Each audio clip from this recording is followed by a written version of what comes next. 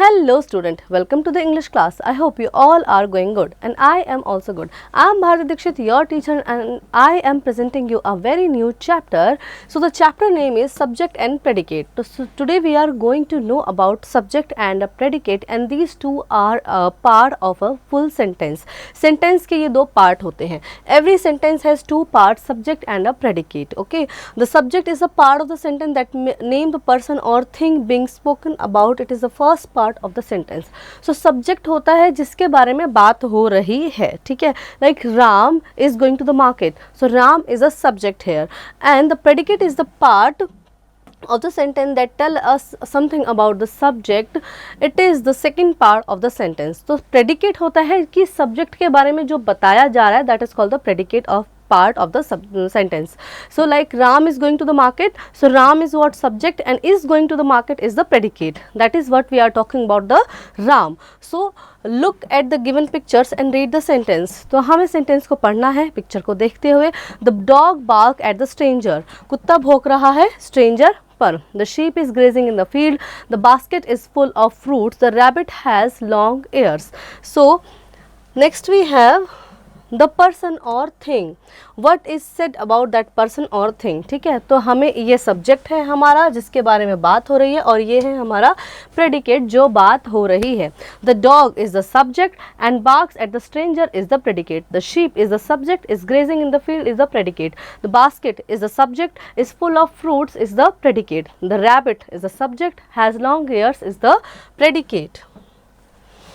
In the given sentence, we speak about the dog, the sheep, the basket and the rabbit. They are subject. The other part of the sentence tell us something about the subject. They are predicates. So जैसे कि मैंने आपको बताया जिसके बारे में बात हो रही है वो subject है, और जो बात हो रही है वो है predicate. Point 2, remember, a predicate always begins with a verb. Predicate verb से शुरुआत होती है.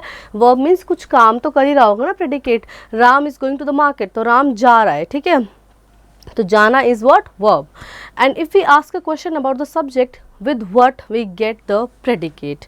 ठीक है, तो अगर हम subject के बारे में पूछें तो क्या subject क्या कर रहा है, तो हमारा आंसर क्या निकल के आएगा? predicate, यानी वो जो काम कर रहा है वो हमारा predicate रहेगा. Exercise, circle the subject and underline the predicate in the given sentence. तो इन sentence में हमें subject को करना है circle और predicate को करना है underline. ठीक है, तो Mr. Singh is the subject, teaches us maths is the predicate, and that's how you will do the rest of the sentences. Then next we have is look at the pictures and add suitable subject. Dash is a holy book, Ramayan. ठीक है, आपको picture को देखना और यहाँ बना है dash walk slowly, और आप देख सकते हैं इनको लिख सकते हैं ओल्ड मैन. ठीक है, तो that's how you will do the rest of the fill-ups. Then look at the given pictures and add suitable predicate. अब यहाँ पे हमें predicate जोड़ना है. The policeman is standing there. ठीक है, policeman वहाँ खड़ा है, standing there.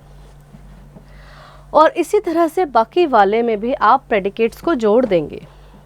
So I hope children you really enjoy the chapter. Now do practice.